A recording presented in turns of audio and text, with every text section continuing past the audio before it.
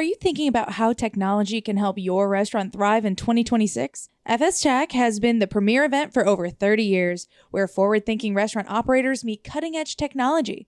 Join us September 23rd to 25th at the Gaylord Texan Resort, where you'll connect with senior decision makers, hear from over 30 expert speakers, and visit over 230 exhibitors to discover actionable solutions for things like AI forecasting, automation, and streamlining operations. Visit the link in our show notes to secure your spot now. Papa John's has named its new franchise partner in Mexico. Chipotle topped its own sales record once again, and Artistry Restaurants is closing 4 Hickory Tavern locations in the Carolinas. Welcome to Restaurant Daily, your quick daily download of the top stories in the restaurant industry from the editors of Restaurant Business and Nation's Restaurant News. I'm Managing Editor Leanne Zinsmeister. And I'm RB Executive Editor Lisa Jennings. Papa John's has named KM Capital as its new franchise partner in Mexico. Under the agreement of this new partnership, KM Capital will assume leadership of 44 existing franchised restaurants across the country, which the company said is a priority market for Papa John's International. KM Capital will also focus on expanding the brand across the country with continued investments in operations, branding, and restaurant growth. This partnership comes as the chain's international business continues to grow. In the second quarter, the same-store sales in the division increased 1.5%, marking its 7th consecutive quarter of positive comps. This is compared to the domestic business, which was down 8.3%. Speaking of Papa John's, the pizza chain has hooked up with Connecticut-based Pop-Up Bagels to launch a 3-week, 2-part schmear. On Thursday, the companies will introduce pepperoncini schmear inspired by the pepperoncini that comes complimentary with every Papa John's pizza. Starting September 3rd, they will launch a special garlic sauce butter inspired by the pizza chain's signature garlic sauce. The limited-time schmears were designed specifically for Pop-Up Bagels' signature grip, rip, and dip experience. Pop-Up Bagels has leveraged several major partnerships to help fuel its growth. In December, for instance, the bagel shop expanded its Los Angeles presence with a collaboration with local coffee shop La La Land. In May, the company provided truffle shavings in partnership with Sabatino. And last week, the company debuted a limited edition hot pepper Parmesan cream cheese in partnership with the Jonas Brothers and as a nod to the band's Burning Up tour, which I did attend last weekend. Lucky you. Chipotle's back-to-back promotion was apparently a wild success. The promotion, held August 20th from 3 p.m. to close, offered customers who purchased an entree a second entree for free if they were wearing school apparel or accessories.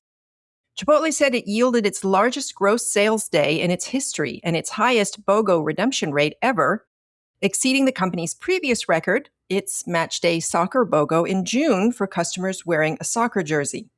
Prior to the match day BOGO, Chipotle's Tatted Like a Chipotle Bag promotion, held on March 13th, was the highest sales day on record for the chain, providing a buy one, get one free offer for fans with any tattoo, whether permanent, temporary, or drawn on. With back-to-back-to-back record-setting BOGO promotions, Chipotle is now setting its sights on the U.S. Open tennis tournament, offering a buy one, get one deal every time U.S. player Taylor Fritz wins a singles match during the event, which runs through September 13th. Artistry Restaurants is shuttering 4 Hickory Tavern restaurants in the Carolinas. The multi-brand operator acquired the casual dining Hickory Tavern last year. At the time, it had 20 units and needed some shoring up as a brand. Artistry officials said that some restaurants were just too close to others, and the strategic decision to close some would benefit the brand overall. The company is working to move talent from the closed units to nearby locations where possible. Levain Bakery has 2 new CEOs. The New York City-based chain on Monday said 2 longtime executives have been promoted to the role of co-CEO. Lorna Somerville is the bakery's former chief commercial officer, and Taya Stenson was COO. The 2 replaced John McGuire, who was CEO for 3.5 years and who remains on the board. It makes sense for 2 women to share the CEO job there, as Levain Bakery was also founded in 1995 by 2 women, Pam Weeks and Connie McDonald. Jollibee just launched new Jolly Flavor Fries featuring 2 seasoning options, cheesy cheddar and sour cream and onion.